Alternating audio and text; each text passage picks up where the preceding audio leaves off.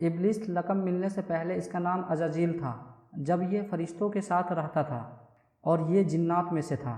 عزازیل اپنے رب تعالیٰ کی اطاعت سے نکل کر ابلیس ہوا۔ اس کا علم ناقص تھا اور مزاج ناپاک تھا۔ وہ غرور اور تکبر میں مبتلا ہو گیا تھا۔ پیارے دوستو، ابلیس فرشتوں کا سردار تھا اور جنت کے باغوں کی دیکھ بھال کرتا تھا۔ اس کو دنیا اور آسمان دونوں کی بادشاہت ملی ہوئی تھی۔ فرشتوں کا ایک قبیلہ جنات سے تعلق رکھتا تھا، ابلیس انہی میں سے تھا۔ اس قبیلے کے فرشتوں کو آگ کی گرم لو سے پیدا کیا گیا تھا۔ یہ شعلے کی طرح نظر نہیں آتی، لیکن صرف محسوس کی جا سکتی ہے، اور ساری گرمی اسی میں ہوتی ہے۔ اس قبیلے کے علاوہ اللہ تعالیٰ نے باقی سبھی فرشتوں کو نور سے پیدا فرمایا تھا۔ ابلیس کا نام حارث تھا۔ دوسری روایت میں عزازیل بھی آیا ہے، اور یہ جنت کے پہرے دار میں سے تھا۔ اللہ تعالیٰ قرآن پاک میں فرماتا ہے کہ اور ان میں جو کہے کہ میں اللہ کے سوا معبود ہوں تو اسے ہم جہنم کی سزا دیں گے، ہم ایسے ہی سزا دیتے ہیں ستمگاروں کو۔ پیارے دوستو، یہ آیت اللہ کے دشمن ابلیس کے بارے میں اتری۔ اللہ نے اس پر لعنت فرمائی اور اسے اپنی رحمت سے نکال دیا، اور فرمایا ہم اسے دوزخ کی سزا دیں گے، اور ظالموں کو ہم اسی طرح کا بدلہ دیا کرتے ہیں۔ فرشتوں میں سب سے پہلے جس نے یہ بات کہی کہ اللہ کے بجائے میں معبود ہوں، وہ ابلیس لعین ہے۔ اللہ تعالیٰ قرآن پاک میں ایک جگہ اور ارشاد فرماتا ہے، اور یاد کرو جب ہم نے فرشتوں کو حکم دیا کہ آدم کو سجدہ کرو تو سب نے سجدہ کیا سوائے ابلیس کے، منکر ہوا، غرور کیا اور کافر ہو گیا۔ پیارے دوستوں، زمین پر انسانوں کی تخلیق سے پہلے جنات آباد تھے۔ ایک بار انہوں نے زمین پر فساد پھیلایا، ایک دوسرے کو قتل کیا اور خون بہایا۔ اللہ تعالیٰ نے ان کے فساد کو ختم کرنے کے لیے ابلیس کو فرشتوں کے ایک گروہ کے ساتھ بھیجا۔ یہ وہی گروہ تھا جسے جن کہا جاتا ہے۔ ابلیس نے اور ان فرشتوں کے گروہ نے ان سے جنگ کی اور انہیں جزیروں اور دور دراز کے پہاڑوں میں دھکیل دیا۔ اس کارنامے سے ابلیس میں غرور پیدا ہو گیا۔ اللہ اس کے غرور کو جان گیا، لیکن فرشتے نہ جان سکے۔ ابلیس آسمان دنیا، زمین اور اس کے درمیان سب علاقے کا بادشاہ اور نظام چلانے والا تھا، اور ساتھ ہی جنت کی حفاظت کا بھی ذمہ دار تھا۔ ابلیس اللہ تعالیٰ کی بہت عبادت کرتا تھا اور اس میں بہت زیادہ تکلیفیں اٹھاتا تھا۔ اس وجہ سے وہ خود پسندی کا شکار ہو گیا اور اپنے آپ کو بہت بڑا اور بہت اونچا مرتبے والا سمجھنے لگا، اور آخرکار اس نے اللہ تعالیٰ کے سامنے اپنے گھمنڈ کو ظاہر کر دیا۔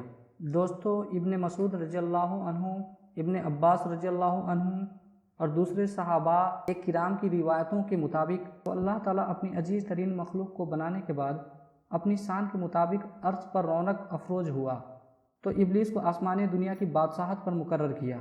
ابلیس کا تعلق فرشتوں کے اس گروہ سے تھا جنہیں جن کہا جاتا ہے۔ ان کا نام جن اس لیے رکھا گیا کہ وہ جنت کے پہرے دار اور حفاظت کرنے والے تھے۔ اس عزت افزائی سے ابلیس کے دل میں تکبر یعنی گھمنڈ پیدا ہو گیا، یہاں تک کہ اس نے یہ کہہ دیا کہ اللہ تعالیٰ نے جو کچھ مجھے عطا کیا ہے وہ میری ذاتی عبادت اور ریاضت کا انعام اور پھل ہے۔ دوستو، جب اللہ تعالیٰ نے آدم علیہ السلام کو پیدا فرمایا تو فرشتوں کو حکم دیا کہ آدم کو سجدہ کریں۔ سب نے حکم کی تعمیل کی، لیکن ابلیس نے انکار کیا اور اللہ تعالیٰ کی نافرمانی کی۔ اللہ تعالیٰ تمام بھید جانتا ہے۔ ابلیس سے سوال کیا، تجھے کس چیز نے آدم کو سجدہ کرنے سے روکا؟ اس نے جواب دیا، میں آدم سے بہتر ہوں، تو نے مجھے آگ سے اور آدم کو مٹی سے پیدا کیا۔ شیطان کا جواب تکبر اور جہالت والا تھا۔ اللہ تعالیٰ اس پر غضبناک ہوا اور راندہ درگاہ کر دیا، یعنی اپنی رحمت سے نکال دیا، اور لعنت کا طوق اس کی گردن میں ڈال دیا۔ شیطان نے توبہ و استغفار کرنے کے بجائے اللہ تعالیٰ سے کھلی بغاوت کر دی اور قیامت تک کے لیے آدم علیہ السلام کی نسلوں کو بہکانے کے لیے مہلت مانگ لی۔ اللہ پاک کے علم اور حکمت کا بھی یہی تقاضا تھا کہ اولاد آدم کی آزمائش کی جائے، لہذا اس کی درخواست منظور کی گئی، اسے لمبی عمر عطا کی گئی، اور ساتھ میں وہ سامان بھی جو نسل آدم کو گمراہ کرنے کے لیے چاہیے تھے۔ پیارے دوستو، شیطان کی کچھ قسمیں اور فرقے ہیں۔ شیطان کی پہلی قسم کیر کہلاتی ہے۔ کیر کا کام ہوتا ہے یہ حادثات کا انتظام کرتا ہے، یعنی حادثات کے لیے اپوائنٹ کیا ہوا ہے۔ اس لیے مومن کو کوئی بھی کام شروع کرنے سے پہلے دعا کا اہتمام ضرور کرنا چاہیے اور ان کو یقین کے ساتھ پڑھے تو اللہ تعالیٰ اس حادثات سے بچانے کا انتظام کر دیتا ہے۔ شیطان کی دوسری قسم آور کہلاتی ہے۔ اس کا کام بدمعاشی اور عیاشی سکھانا ہوتا ہے، یعنی غلط طریقے سے اپنی خواہشات پورا کرنے کا طریقہ لوگوں کو سکھاتا ہے۔ دوستو، شیطان کی تیسری قسم کو سود کہتے ہیں۔ اس کا کام ہوتا ہے جھوٹ بلوانا۔ دوستو شیطان کی چوتھی قسم واشم کہلاتی ہے۔ اس کا کام میاں اور بیوی میں پھوٹ ڈلوانا ہوتا ہے اور ان کو ایک دوسرے سے دور کروانے کی کوشش کرتا رہتا ہے، اور شیطان کا سب سے زیادہ دلچسپی والا کام یہی ہوتا ہے کہ وہ میاں اور بیوی کو جدا کر دے۔